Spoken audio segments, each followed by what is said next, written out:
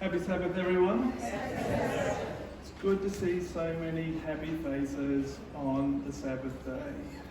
Because it is a day for rejoicing, isn't it? It's a day of being close to our Saviour. Thank you, Wendy, for the children's story. It was a great lead-in to where I'm heading with my sermon. So you'll have some idea. The title of the sermon is The Role of the Sabbath in End Times. Now let's just start with a word of prayer. Dear God, just be with us in a special way as we stop our busy lives and we come into your presence. Help us to feel that presence today. Help us to be touched and to feel your presence in a special way. Your love, your mercy and your grace right here as we listen to your words. Help us to be transformed by your loving words today. We ask this in your precious name, Jesus. Amen.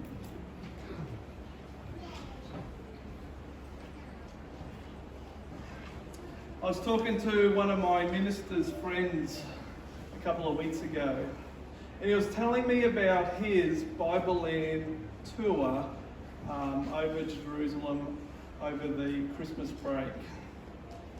And as he was telling me about his Sabbath experience. And as he was looking for things to do on the Sabbath, he walked down the streets of Jerusalem because he wanted to head to the Wailing Wall to see how they were praying.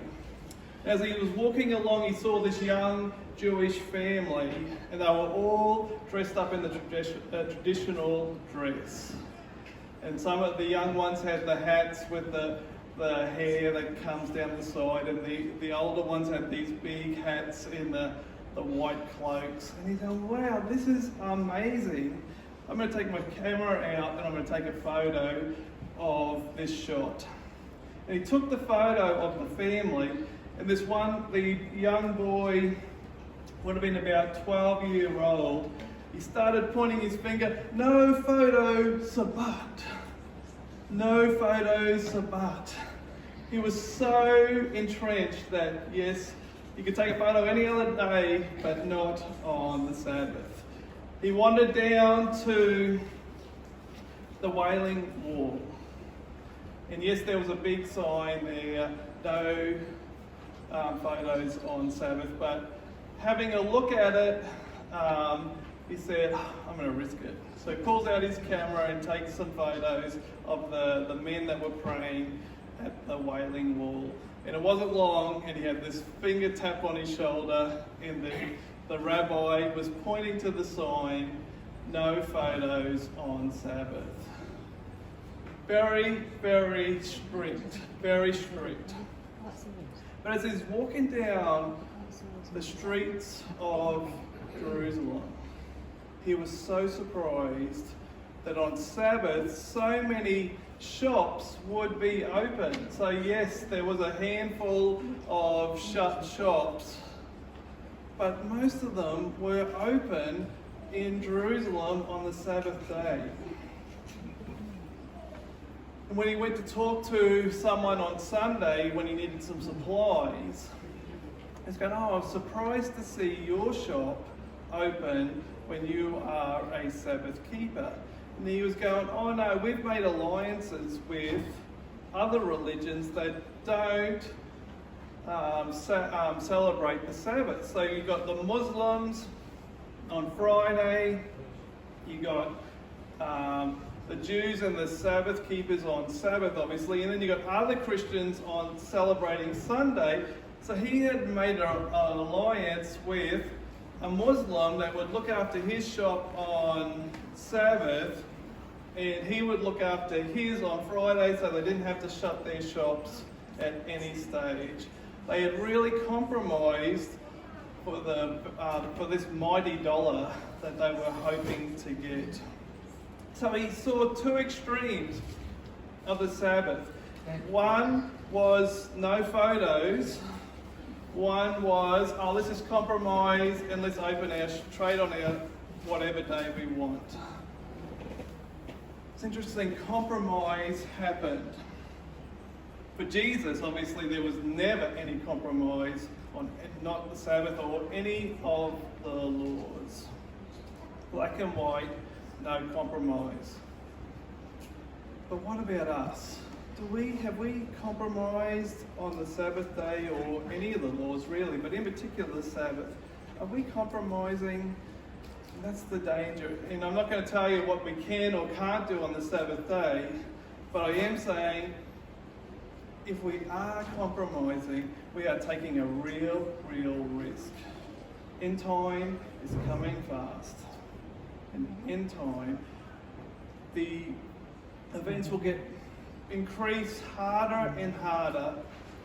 So if we're not keeping the Sabbath truly now, how are we ever going to keep it when the pressure's on, risk of starvation, death? How are we going to keep it?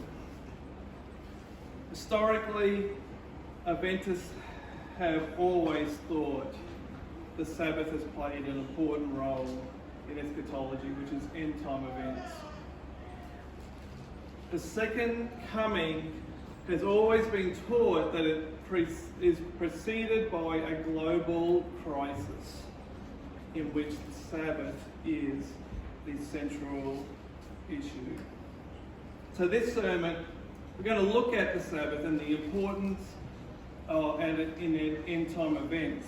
We're going to look at it from the Great Controversy. We're going to look at it from the writings of Revelation 13 and 14. And I want to look at it from the remnant perspective as well. So let's start with the Great Controversy.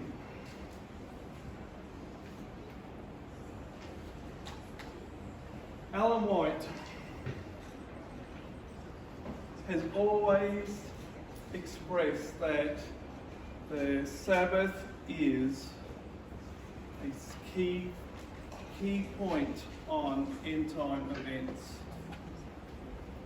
She's always said that Satan pretended to promote the goodness and the heavens government while seeking to overthrow it. And that's how it is in end-time events. He questioned the necessity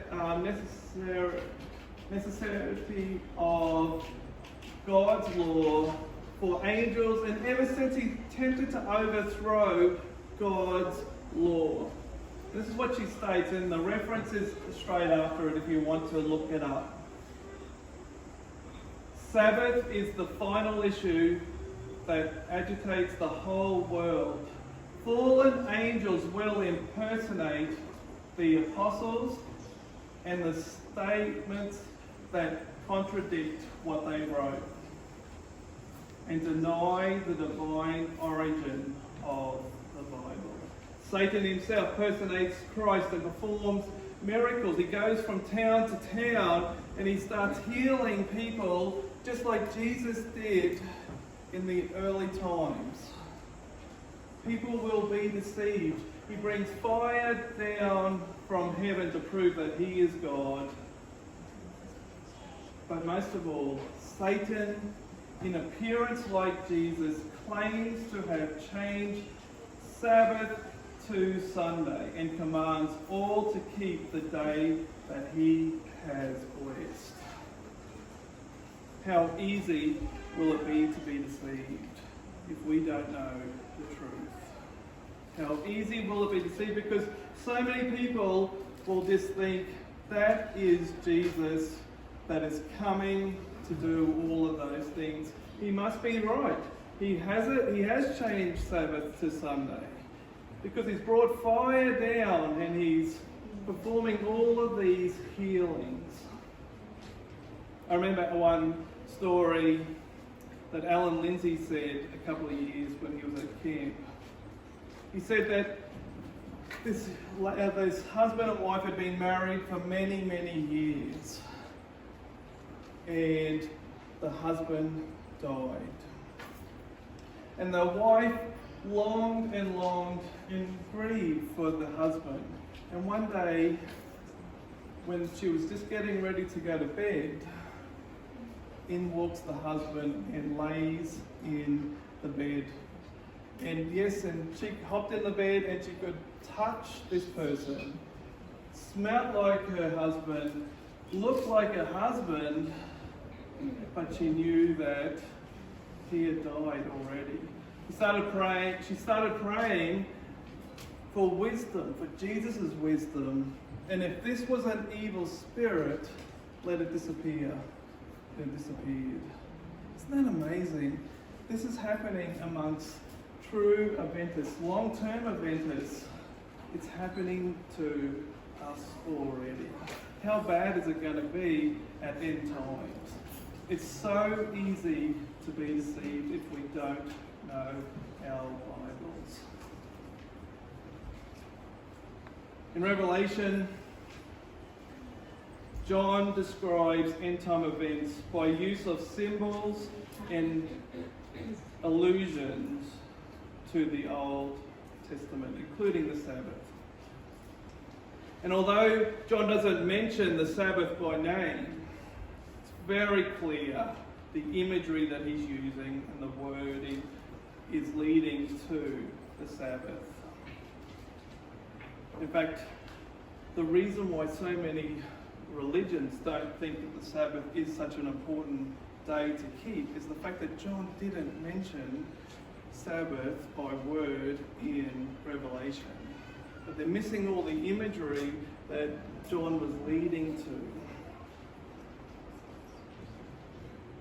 The Sabbath demonstrated the character of God as one of love,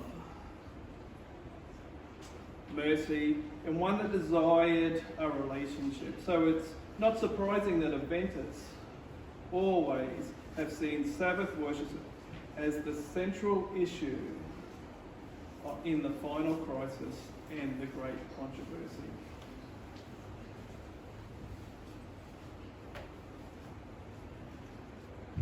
Sabbath and Revelation 13.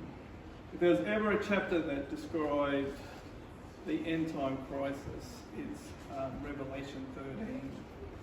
Because it contains a comparison between the idea of Sabbath and the mark of the beast.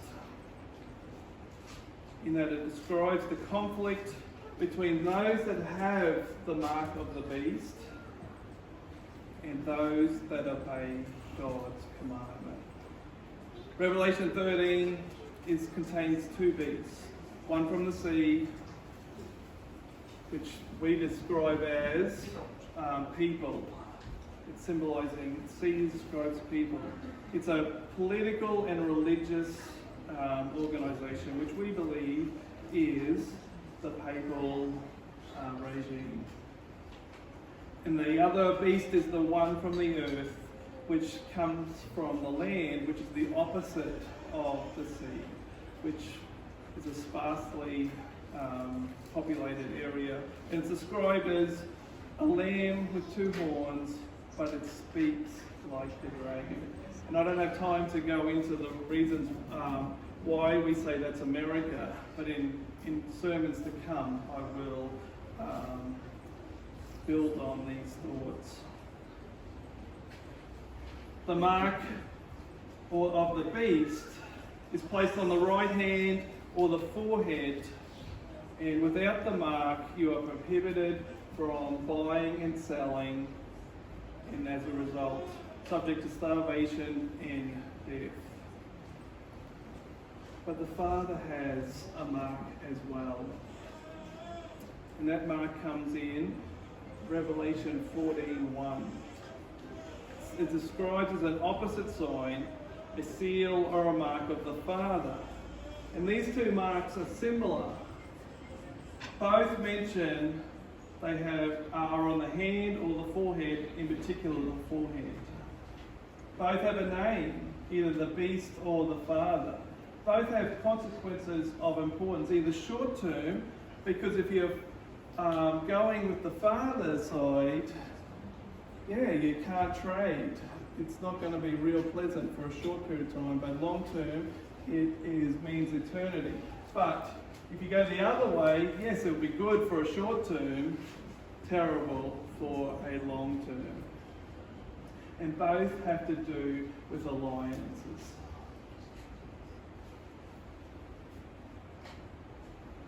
The use of the forehead and the hand as an allusion goes back to Deuteronomy 6:8.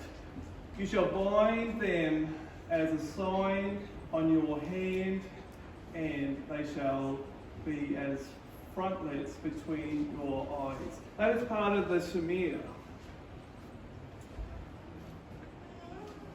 Hear, O Israel, the Lord our God, the Lord is one. You shall love your Lord your God with all your heart, with all your soul, and with all your strength.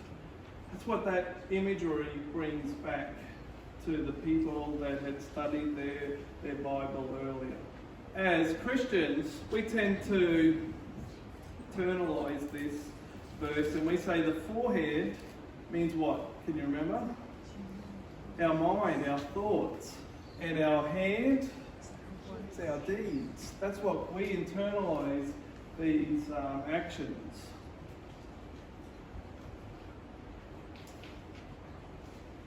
In the parable of the Good Samaritan, the lawyer comes up to Jesus and he says, "Teacher, what shall we do to inherit eternal life?"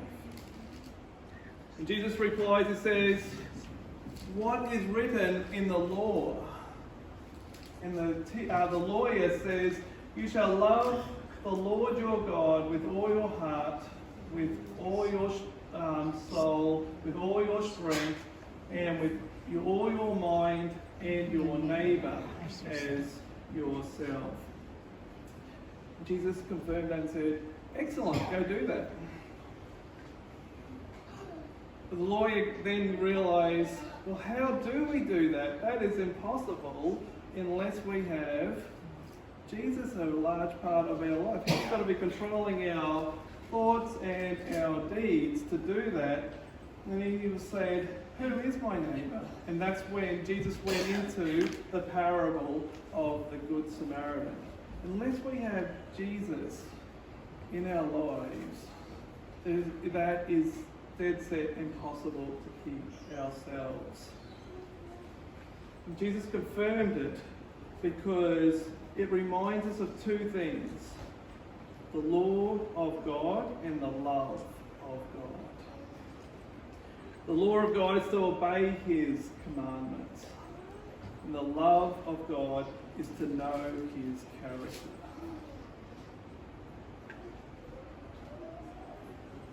It's interesting, it also brings out a test of loyalty and alliance. And the idea of the Sabbath being a test is not an unusual thing, it's not a new thing, because in Exodus 16, what does it talk about? It talks about the manna being provided to them. God didn't want the people to go hungry, obviously, in the wilderness after He had brought them out of captivity, but as they prayed to Him, He delivered manna. He delivered manna. And what was there in His instruction? He said, collect it enough for one day from Sunday to Thursday. But on Friday, collect a double helping. Or else it was just going to go bad. Now, they tested Him, yes, everything. Some of them collected a double helping on a couple of days, and that went mouldy and full of maggots. Now, that's not something that I would ever want to eat. There's a lot of maggots in my manna. But on this, come Friday night, when they were supposed to collect double helping, they got into this pattern of only collecting a little bit. And what happened? The ones that didn't obey God's law exactly, it went bad. They went hungry, didn't they? Because they didn't have enough. What was God teaching them? It was, well, A, the importance of the Sabbath, but B, dependence on Him. He was teaching them, He's got a character of love. He's going to supply everything that we need, but we've got to depend on Him. Us alone can never, ever do anything by ourselves.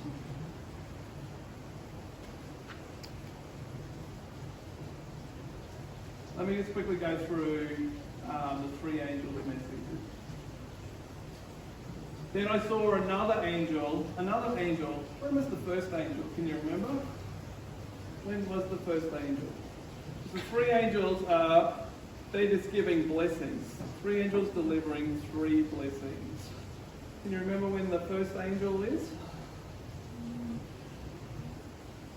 If you go back to Revelation 8:13 in the fourth trumpet, that's where the previous angel, and he was the one that delivered three woes. Woe, woe, woe.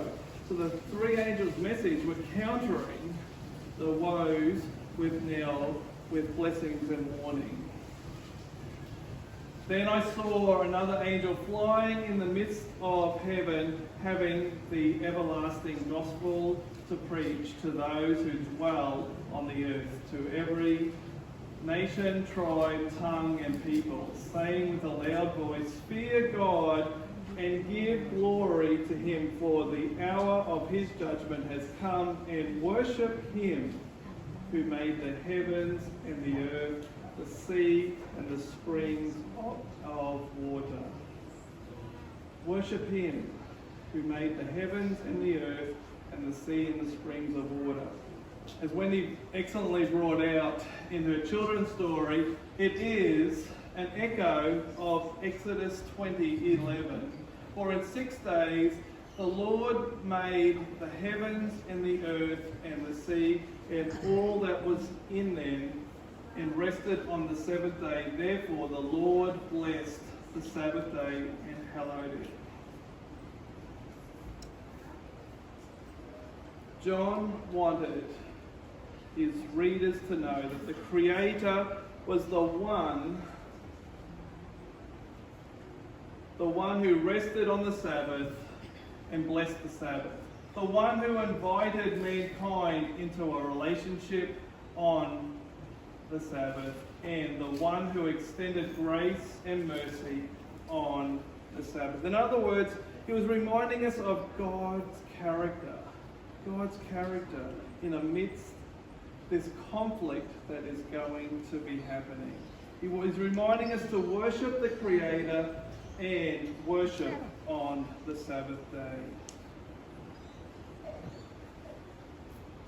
The Sabbath is all about God's faithfulness and His commitment to us. And it highlights the idea of worship. The message calls us to worship God, the Creator, not only because of His role or reign, but also due to His character. Is it possible to worship someone because of their role and not worship them because of their character? Is it possible to do that?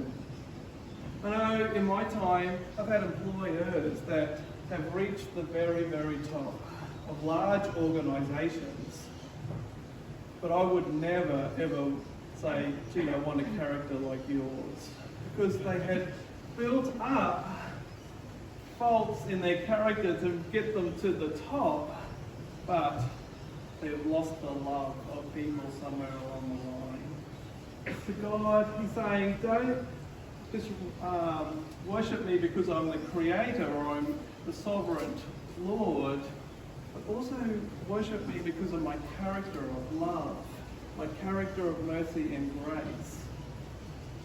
This is the reason why I have created you, because of my love for you. It's interesting, Exodus 31. you shall keep the Sabbath. Therefore, for it is holy to you. Everyone who profanes it shall be put to death, for whoever does any work on it, the person shall be cut off from among his people. Work shall be done for 6 days, but the seventh day is the day of rest, holy to the Lord. Whoever does any work on the Sabbath day, he shall surely be put to death. Isn't it funny how Satan will turn, will turn this message or these verses around completely. The ones that keep the Sabbath at the end time, they will be the ones that are cut off from their family and be put to death. Satan is going to turn this request around, turn it upside down. And it goes on in verses 16 and 17. Therefore the children of Israel shall keep the Sabbath, to observe the Sabbath, although throughout their generations, as a perpetual covenant. How long is perpetual? Forever. Sabbath is a perpetual covenant. It is a sign between me and the children of Israel forever. For in 6 days the Lord made the heavens and the earth, and on the seventh day he rested and was refreshed. Perpetual covenant. That's what the Lord has set up. So interesting, it says the children of Israel. The children of Israel are also including us. We are the spiritual Israel. He is including everyone. The great sign between the true believer and God, which demonstrates that we worship the Creator, is our observance of the seventh-day Sabbath. The second angel, Babylon, is fallen. Babylon is such a complex spiritual entity.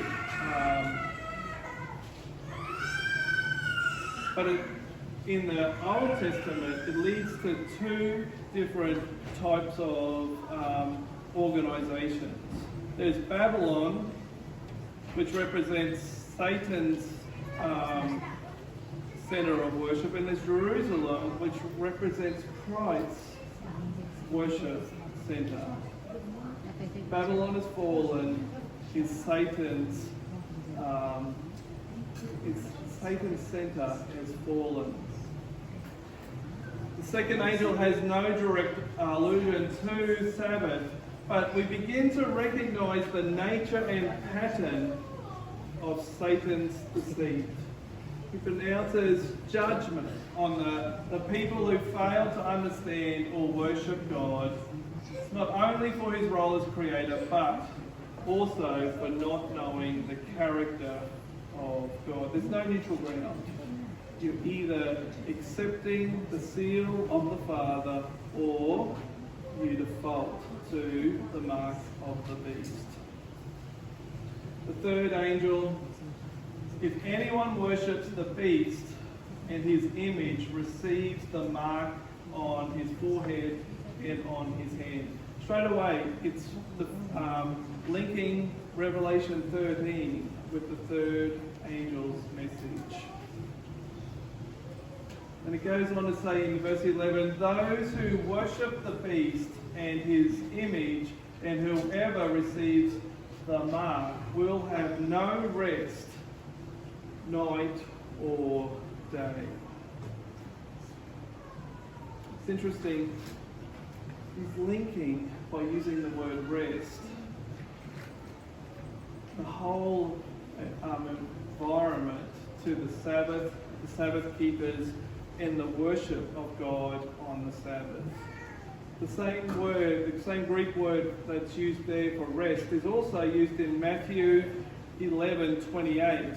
Come to me, and all who are weary and burdened, and I will give you rest. He's comparing the rest what Jesus can give to the rest, the no rest that Satan is going to give. In Satan's story, it's one of fear and apprehension. No rest can be found. No rest because Jesus is not a part of that area. And primarily, this verse is describing the fate of those who worship the beast, but it also contrasts this group that is called to worship God, and it couches it in the language of rest and the language of the Sabbath day. To those who have the mark, these people will not receive rest from their own rewards or their own attempts of salvation, but instead they will be resting in the authority of man. Sabbath, true keeping of the Sabbath, is where we can rest in the authority of God.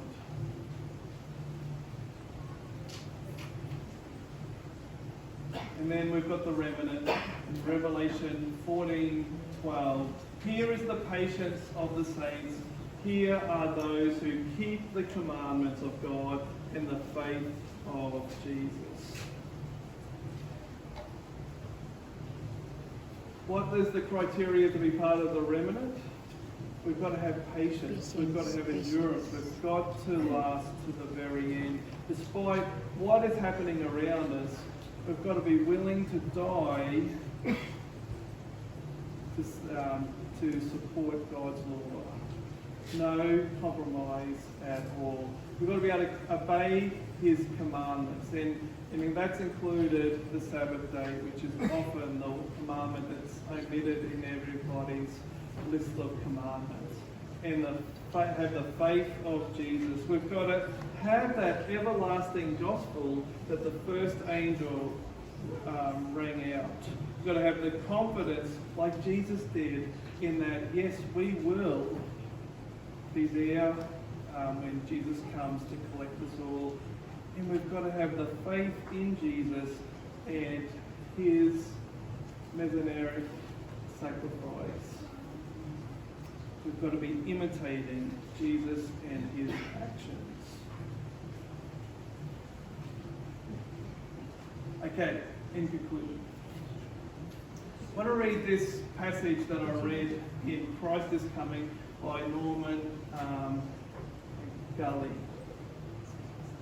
While it is important to observe the right day, it is even more important to have the right experience. Better to keep the right experience with Christ and keep the wrong day than to observe the right day and have the wrong experience. Amen. What is that text? Is anyone game enough to say what they think this text is actually meaning? It's relationship, yeah, exactly. It's relationship. It's more than just coming to church on Sabbath because you know it's the right day. In the end, what does that do? It does nothing for us. We've got to know the person behind the Sabbath. That's the most important thing about coming here and knowing who Jesus was, His character, and what He has done for us. That's where the Sabbath becomes important. And He's not saying the Sabbath's not important there. He's not saying go to keep Sunday. He's saying we've got to have more in our day.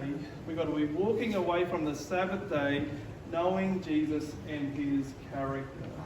That's what He's saying. Before I go into this, Great Controversy, page 612, it says, many will come out of other churches, but many Sabbath keepers will depart and even keep Sunday. Why would that happen at the end times? Why would that happen? The faith, yeah. They have no relationship with Christ. And their money, their homes and their cars and their jobs mean more to them than the relationship with Christ. Absolutely. So we've got, you're right, because all of a sudden, when the acts of Revelation 15 to 17 start piling onto us, and we can't trade, and we can't freely talk about God, our Bibles have disappeared, things are pretty bad. We're going to be starving. We might even end up dying because of our faith. That's when we really need that strong relationship to say, yes, I am a true believer, and yes, I am following his commandments. That's right. So it's so important then. Why aren't we putting it in place now? If the Sabbath means so much then, we should be putting that in place right now. I came up with a few questions. I just want to read these before I finish. Do you know the person behind the Sabbath? Do you understand what the Sabbath is all about? Do you understand that it is being in the presence of God? Do you understand that it is being in a relationship with God? Do you understand that it is being dependent on God? Do you understand that it is understanding his character and living his character on the Sabbath day? Think about those things during the week. Is that how we are living our Sabbaths out? Are we so close to God that we only want his stuff on the Sabbath? Because that is what it's going to be like at the end times. That's what it's going to be like for each and every one of us to answer at some point these questions. It's not until you know the person behind the Sabbath that we are truly going to stand up for the Sabbath and stand up for our Saviour, Jesus Christ. Enjoy the gift, enjoy the Sabbath, enjoy the person that's behind it, our Saviour, Jesus Christ. Let's stand for the final hymn.